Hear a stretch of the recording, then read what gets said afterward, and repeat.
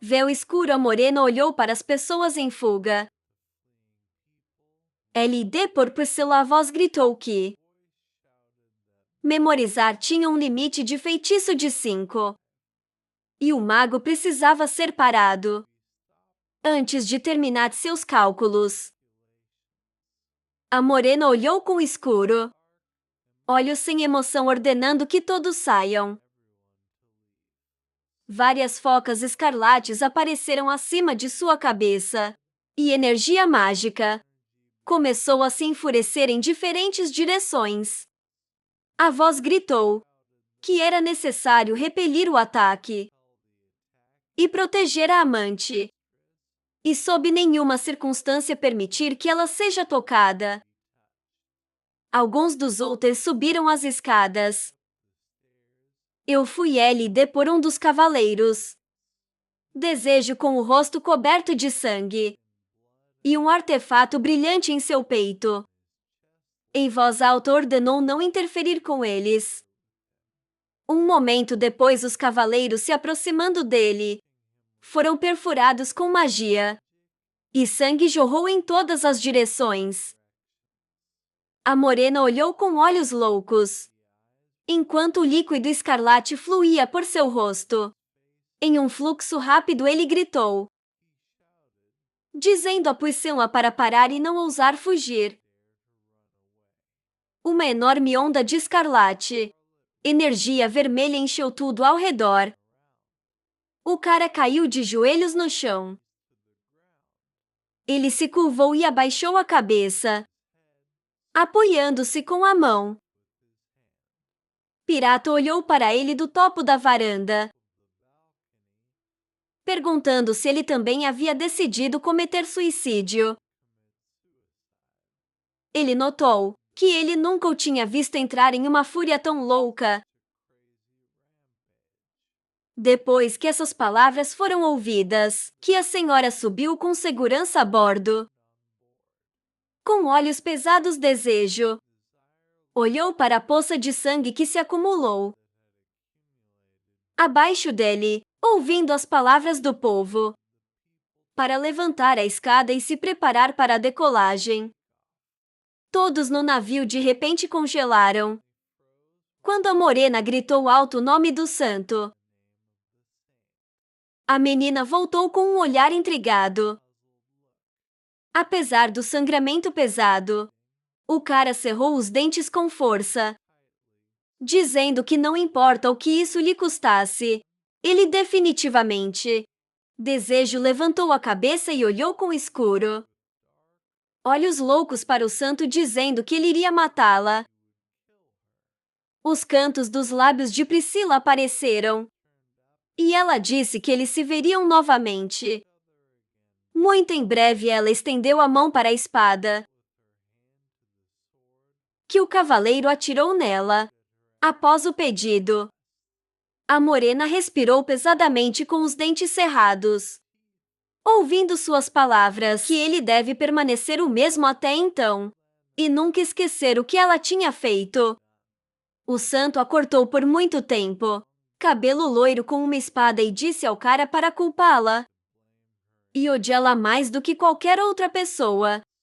Ela se virou e olhou para o mágico com um sorriso, dizendo que esses sentimentos acabariam por consumi-lo completamente.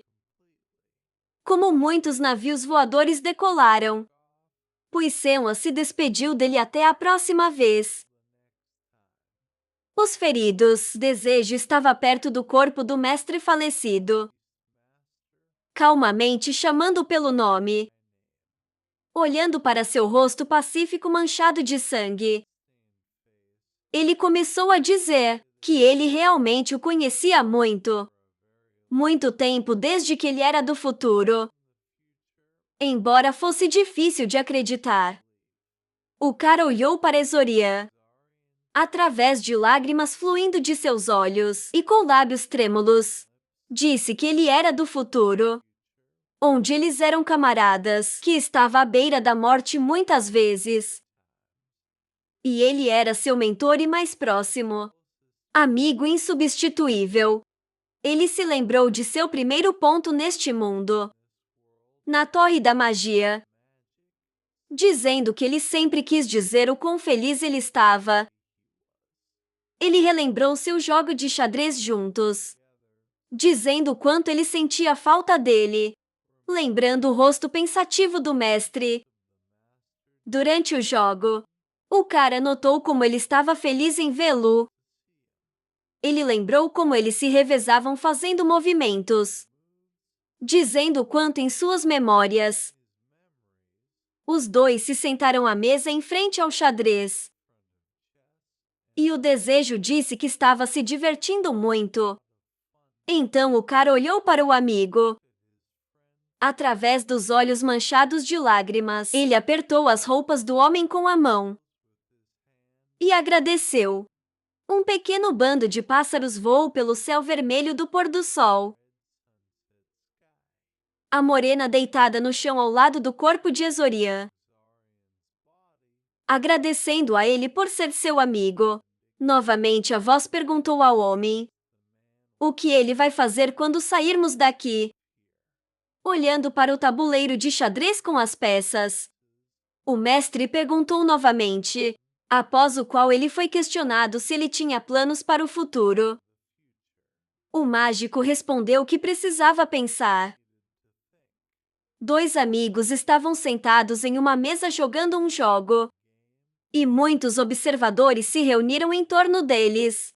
Um deles notou que o desejo não poderia vencer e, portanto, decidiu distrair Ezorian com conversas. O cara, nervosamente, respondeu que estava apenas fazendo uma pergunta.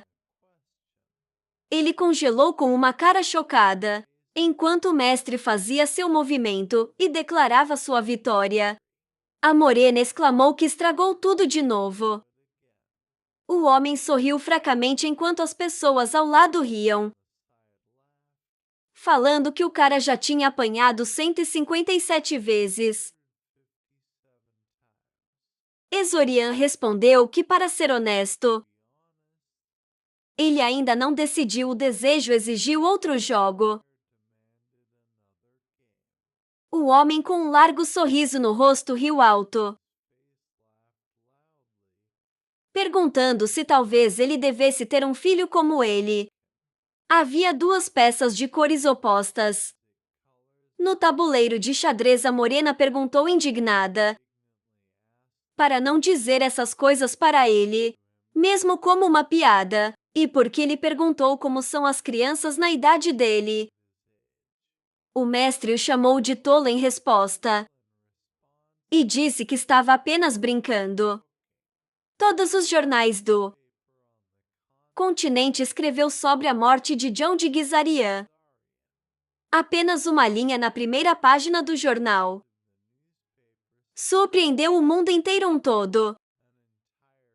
Continente ainda não pode recuperar da notícia da morte de um homem que fez uma série de conquistas mundiais.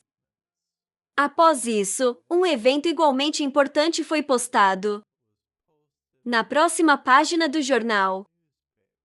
Uma voz alta e indignada perguntou: por que razão o homem não os deixou entrar? Um homem loiro em um casaco branco estendeu os braços para os lados e cerrou os dentes, pedindo aos convidados para se acalmarem e dizendo que o paciente não estava em condições de receber convidados e eles deveriam pensar na saúde dele. A existe Tecernipran e Romantica em ternos pretos ficou na porta da sala e, de cabelos azuis, segurou a mão da feiticeira, enquanto ela continuava a ficar com raiva, perguntando em voz alta em que estado ele estava. O espadachim pediu que ela se acalmasse e se recompor. A loira se aproximou do médico e pediu-lhe para lhe dizer quando, neste caso, seria possível visitá-lo, porque eles só queriam saber que tudo estava bem com eles. O homem respondeu que era difícil para ele dizer agora, parado na porta de madeira fechada. Ele começou a dizer que eles conseguiram, mais ou menos, extrair os ferimentos do cara com a ajuda de um artefato do Tesouro Imperial. Mas o problema não era com eles. Ele afirmou que esta era a primeira vez encontrando tal caso. De repente, uma mulher em um roupão correu para o corredor e chamou o médico, gritando que eles tinham um paciente difícil. O homem disse a ela que ele já estava a caminho. A loira se virou e começou a andar para o lado, simultaneamente dizendo que em qualquer caso, Desejo precisava de paz agora. Ele acrescentou que entendia seus sentimentos. Mas como médico assistente, ele acreditava que era melhor não incomodá-lo agora. Então eles deveriam deixar. Carrinho agarrou a mão de Romantica, caminhando em direção à porta, e ficou indignado que eles foram informados de que isso não poderia ser feito. A garota, indignado, respondeu que ela já entendia. Ela tocou a porta com a palma da mão e chamado Desejo pelo nome. A mulher de cabelos castanhos curvada, descansando a cabeça contra a parede, e com os olhos lacrimejantes, ela cerrou os dentes, perguntando se estava tudo bem com ele. Pran caminhou até ela com um olhar triste e se dirigiu a ela pelo nome. Um sábio tenso apenas ficou ao lado, apertando a mão com força em um punho. O homem de cabelos azuis com olhos avermelhados virou-se em perplexidade quando ele foi chamado do lado. A loira fez o mesmo quando a voz de uma mulher se dirigiu a ela. Uma garota de cabelo rosa estava indo em direção a eles, dizendo que ela pularia as formalidades devido a uma emergência. Caterina se aproximou e olhou para os dois fogões e disse que as forças de Ormes chegaram ao Kansas e eles foram ordenados a imediatamente retornar ao palácio. Embora foi deixado de lado pelo artigo sobre a morte de Ezarian, houve outra notícia importante. Artemius invadiu Avrian e capturou as 4 cidades que defendiam a capital. Após o ataque à Torre da Magia, eles um pouco mais tarde declararam guerra ao Império. E o único obstáculo restante, a caminho da capital, era a cidade de Kansas, atualmente Kansas. Um homem estava em um pilar alto, assistindo o que estava acontecendo na cidade, em que a fumaça estava saindo de todos os lugares. Um som metálico alto veio do choque de 2 espadas. Os cavaleiros, deixando para trás os cadáveres de residentes locais, caminhou pela cidade. Um deles gritou alto, dizendo que todos esses hereges estão no caminho da Santa Senhora e eles não devem deixar ninguém vivo. Uma criança pequena estava escondida atrás de uma caixa de soldados passando correndo, ouvindo gritos altos. O menino de capa cerrou os dentes de medo e chamou sua mãe, quase chorando, tentando se afastar. Ele acidentalmente tocou uma pequena pedra com o pé. Com um grito alto, a criança correu para o beco. Quando um dos cavaleiros ouviu o som e perguntou em voz alta quem estava lá, a espada do homem começou a brilhar com uma luz verde. Quando ele começou a dizer que, embora as crianças não fossem culpadas de nada, o cavaleiro mandou matar todos. Sem exceção, ele observou que esta é a vontade de Deus. O cavaleiro cortou sua espada no ar liberando uma onda de energia verde da qual o menino, chorando alto, tentou fugir. Um momento depois, o cara de cabelos compridos de armadura caiu no chão, cortando a energia. A criança se virou para o espadachim com os olhos surpresos. E os cavaleiros ao redor começaram a gritar que precisavam urgentemente destruir o inimigo. O menino se animou quando outro homem de armadura apareceu ao lado dele e começou a agradecê-lo. O homem ordenou que o plebeu saísse de sua vista e notou que ele não estava responsável por sua segurança adicional. Um cara com longos cabelos ruivos em pé de costas começou a agitar sua espada, perguntando com quantas pessoas ele estava contando. Quando perguntado a mesma coisa, ele respondeu que havia cerca de 20 pessoas. O homem de armadura o alcançou e perguntou se ele se referia a todos que estavam aqui. O cara respondeu que isso era realmente verdade. Fazebar pendurou sua espada por cima do ombro, com um sorriso no rosto enquanto Donovan estava ao lado dele. E disseram que teriam uma competição novamente. O cara de cabelo ruivo sugeriu que o perdedor deve dar ao vencedor uma guloseima. Os dois levantaram a cabeça, como um cavaleiro apareceu acima deles com uma espada nas mãos, gritando que eles devem desaparecer. Donovan franziu a testa com uma expressão sombria, e um raio amarelo brilhou em sua mão. Ele disse que assumiria a responsabilidade. Os soldados congelaram quando ouviram um som alto e começou a perguntar se havia outro mágico aqui. Enquanto Donovan, com olhos brilhantes, segurou o cavaleiro pela nuca, em pé em uma nuvem de poeira. Os outros gritaram que precisavam de mais reforços, desde que eles foram atacados por um novo inimigo. Em meio a gritos altos dos soldados, o mágico jogou o corpo do homem fora, observando que todos ao seu redor eram muito barulhentos. O cara franziu a testa e cerrou os dentes, perguntando quem será o próximo. Uma espada, brilhando com uma aura vermelha, voou para a multidão de cavaleiros e atingiu um deles. Ele gritou que eles eram ateus condenados. Quando o homem caiu no chão, com a arma no peito, o resto de seus camaradas perguntou, intrigado, se a espada realmente tivesse voado. Quando a arma de repente voou para fora do baú do falecido, os outros perceberam que era uma habilidade aura.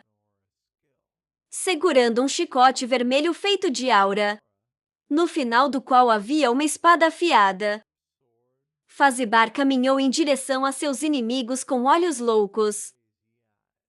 Os soldados exclamaram que havia um espadachim de classe elefante entre os atacantes. O homem ruivo começou a balançar o chicote em grande velocidade, acertando cada um dos oponentes, quando ele pulou para o lado e caiu ao lado de Donovan. Ele perguntou se ele tinha terminado neste lugar. O cara respondeu que provavelmente sim. Após o que ele acrescentou que, não importa o que nossa equipe e Minions foram, o Império ainda tinha uma vantagem numérica do seu lado. Donovan lançou uma carranca para o lado, enquanto seu camarada pendurava sua espada por cima do ombro, e sugeriu seguir em frente. Ele pediu-lhe para esperar. Um homem alto de armadura leve estava se aproximando deles, ouvindo os gritos alegres dos soldados sobre a chegada do cardeal. O cara assumiu que era o comandante deles. Donovan franziu a testa e perguntou se este cardeal é aquele que é o segundo no poder, depois do Papa Percival.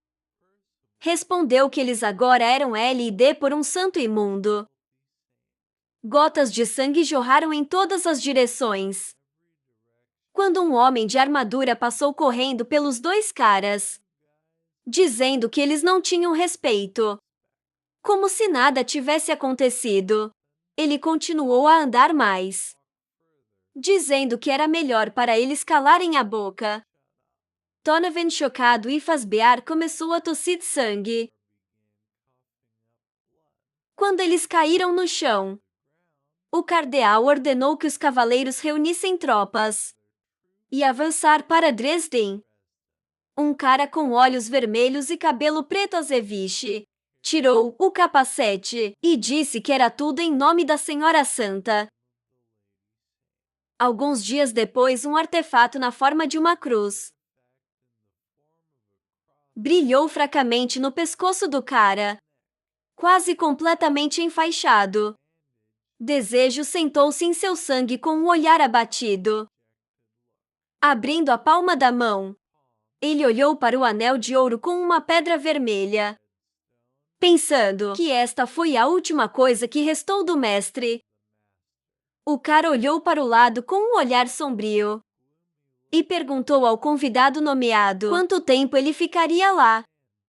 Caterina saiu da escuridão, cruzando os braços sobre o peito, e disse que se ela soubesse que isso aconteceria, ela o teria deixado lá para morrer. O vento pela janela aberta balançou um buquê branco de lírios. A menina disse que 3 dias já se passaram. Ela pressionou as costas contra a parede e olhou para a morena, dizendo a ele que o que estava acontecendo lá fora não poderia ser descrito em palavras. E a situação na capital só estava piorando. Ela pediu a ele para olhar para a condição dela, em pé na frente da cama do desejo silencioso. O arqueiro notou que, embora seu corpo já tivesse se recuperado mentalmente, ele ainda não conseguia voltar a si. Ela olhou para a cruz balançando em seu peito, que era um artefato de rosário da imortalidade. Caterina disse que, se Sua Majestade não tivesse encontrado este amuleto do tesouro imperial, o cara teria morrido há muito tempo de seus ferimentos. Ela disse indignada que sua vida foi salva com tanta dificuldade. Mas ele continuou a mentir. A menina se afastou da parede e balançou a cabeça, notando que aquela cobra com um lindo sorriso comportou-se como um mensageiro da paz, enquanto ela mesma conspirava pelas costas. Com um aceno de sua mão, ela criou um pequeno mapa holográfico que mostrava a cidade e as cidades ao seu redor. Os arqueiros disseram que estão em uma posição afortunada, já que mais de 5 cidades ao redor da capital foram destruídos. Ela observou que o número de vítimas excedeu dezenas de milhares e o dano ainda está crescendo. O de cabelo rosa disse que o Império nunca enfrentou uma ameaça dessa magnitude desde seu desejo fundador. Com um rosto sombrio e olhos vazios, congelou olhando para o mapa. Quando a garota disse que os asseclas de Artemius foram os culpados, Caterina virou as costas. Anne se inclinou ao lado da cama, observando que esses canalhas construíram portões de teletransporte em cada templo da cidade. Então seu ataque repentino de todos os lados pegou-os de surpresa. O arqueiro franziu a testa e cerrou os dentes de raiva, dizendo que ela estava surpresa pelo fato de que o Império Abriano estava perdendo terreno. Tanto e se houvesse sobreviventes nesses lugares, eles teriam recebido pelo menos algumas informações deles. Desejo levantou seus olhos vazios para a garota. Ouvi-la falar sobre como o Comando Central acredita que os clérigos estão escondendo outra coisa. Ela notou que o poder defensivo de algumas das cidades capturadas era tarde demais para lidar com o guerreiro da classe real. E ela, de alguma forma, não podia acreditar que, de repente, ataque poderia derrotá-los inteiramente. A menina disse que neste infortúnio, eles só estão felizes com uma coisa. Eles não poderão entrar facilmente na capital. Duas imagens sombrias de homens apareceram em sua cabeça, um dos quais tinha uma longa cauda preta, e o segundo tinha uma cabeça dourada de cabelo na cabeça. O de cabelo rosa disse que isso é tudo porque ela é protegido pela poderosa espada e escudo do Império. De pé de costas para a morena, Caterina acenou com a mão e começou a dizer que nas demais cidades, suas forças conseguiram destruir todos os templos. Então não deve haver mais ataques. Ela observou que na situação atual, cada pessoa conta. O arqueiro tocou o resto de sua direita, perna decepada com a mão, e disse que ela mesma não conseguia mais se segurar normalmente. Ela acrescentou que, no entanto, se ela pode fazer isso, ela vai fazer isso, e não vai tolerar a perda de alguém querido para ela. Os olhos vazios do cara instantaneamente se arregalaram em choque quando ele foi perguntado o que ele faria, chamando-o de o mágico mais forte do continente. As últimas palavras de repente passaram por sua cabeça, e o rosto de um exoriano ferido, deitado no chão úmido, apareceu diante dos olhos da morena. A garota de repente se virou quando o desejo começou a respirar pesadamente, pronunciando o nome de seu amigo. Suor frio escorreu por seu rosto em um riacho tempestuoso. Junto com lágrimas e horror congelou em seus olhos negros. Olhando através do véu negro, o cara pegou desesperadamente o cobertor branco, continuando a chorar e clamar alto pelo mestre. Caterina olhou para o desejo, chorando na cama com uma cara insatisfeita. Observando sua aparência estúpida, ele disse que o mestre que deu sua vida por ele iria virar em seu túmulo. Nesta cena, neste momento, o cara bruscamente levantou seus olhos loucos para ela, em que uma luz vermelha brilhou, e com uma voz estranha disse a ela, para assistir à língua dela. O arqueiro congelou com uma cara assustada, sentindo a pressão de sua aura. Rangendo os dentes, a morena olhou para ela com um olhar feroz, cerrando a mão em um punho, em que pequenos raios começaram a aparecer. Ele disse que mesmo que fosse ela, se ele ouviu pelo menos um insulto a Exorian, ela ficaria muito triste. A menina colocou a mão na lateral da cama e disse que não era um insulto. Eu joguei a bengala na cama. Ela começou a subir nele pedindo desejo de ouvir. Caterina começou a dizer que se alguém insulta sua vítima, encostado em sua bengala, o arqueiro ficou em frente ao cara e disse que era só ele.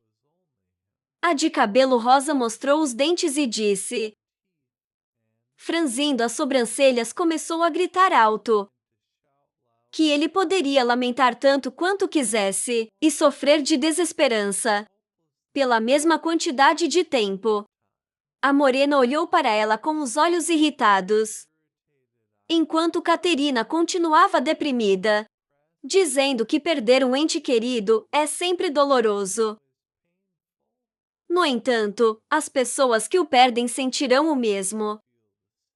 O arqueiro colidiu com sua testa, olhando com olhos furiosos, e continuou a gritar, dizendo que ele não estava apenas jogando fora a oportunidade dado por seu sacrifício, mas ia infligir a seus entes queridos a mesma dor que ele nunca infligiria por sua própria vontade. Desejo cruzou a mão em um punho, quando o cabelo rosa disse a ele para se recompor. Ela pulou da cama dele e caminhou em direção à saída da sala, dizendo que ele ainda tinha muito trabalho a fazer. O cara se curvou e pressionou o punho na testa, ouvindo as palavras do arqueiro, que é o cajado do Império, o líder de seu grupo e um membro da Torre da Magia. Ele puxou o punho para longe do rosto, quando ela disse para se levantar e lutar. A morena congelou com os olhos vermelhos vazios, e uma lágrima escorreu por sua bochecha. Caterina disse a ele para não esquecer que ele deve fazer isso com toda a sinceridade por causa dele. Desejo olhou para a janela, do qual um buquê de flores balançava ao vento. Ele pensou que esta guerra tinha obviamente foi preparada em segredo de todos. Ele abaixou os pés no chão e começou a sair da cama, pensando que o ataque provavelmente foi planejado em uma vida anterior, mas só depois de limpar o labirinto de sombras. Desejo ficou na frente da janela, mentalmente observando que os diretores definitivamente tinham algum propósito. Uma imagem dela, com olhos vermelhos queimando em seu rosto sombrio, apareceu em sua cabeça e em suas palmas era a silhueta de um exoriano picado. O cara se perguntou o que exatamente ela estava tentando alcançar invadindo Avrian. Ele pensou que, se o objetivo não fosse apenas o Império em primeiro lugar, então não teria sido necessário matar Exarion. Ele pensou que atacando Altia e Avrian,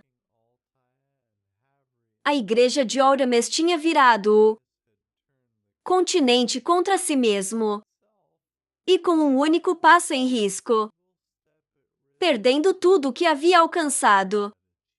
Virando-se, a morena caminhou ao longo da janela, pensando que mesmo que ela conseguisse capturar Dresden, tudo o que aconteceu a seguir não faria nenhum sentido. Ele percebeu que esta não era apenas uma guerra de conquista. O cara se aproximou da cômoda, perto do qual estava um bastão embrulhado em pano. Ele mentalmente observou que esta era uma das coisas que permaneceram do desejo. O mestre começou a desenrolar o tecido, dizendo a arma em sua cabeça que também deve ser doloroso para ele perder. Seu mestre. Ele pegou na mão um bastão com uma ponta afiada e duas bolas mágicas se oferecendo para vingá-lo juntos. A morena de repente se animou quando um brilhante luz roxa começou a emergir do bolso de sua calça.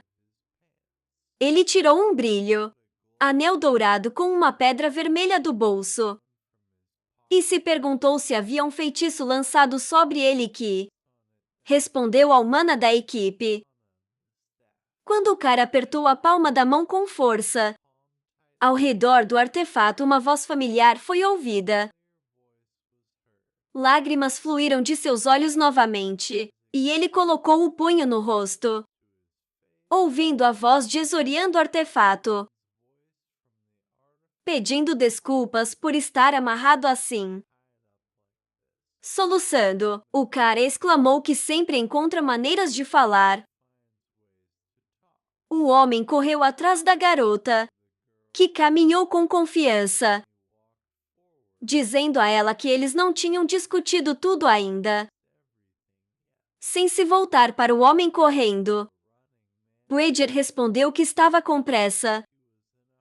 O homem perguntou onde ela estava indo tão rápido. E aí, sugeriu que era tudo por causa dessa notícia.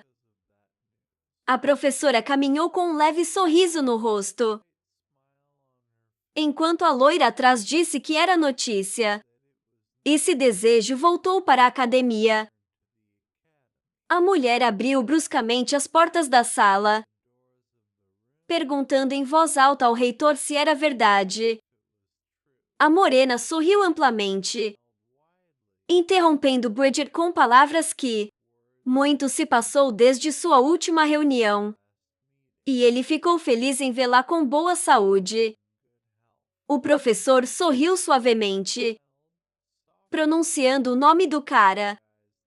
Ela de repente começou a correr para a frente, enquanto a morena disse que ela e o reitor estavam apenas discutindo planos futuros.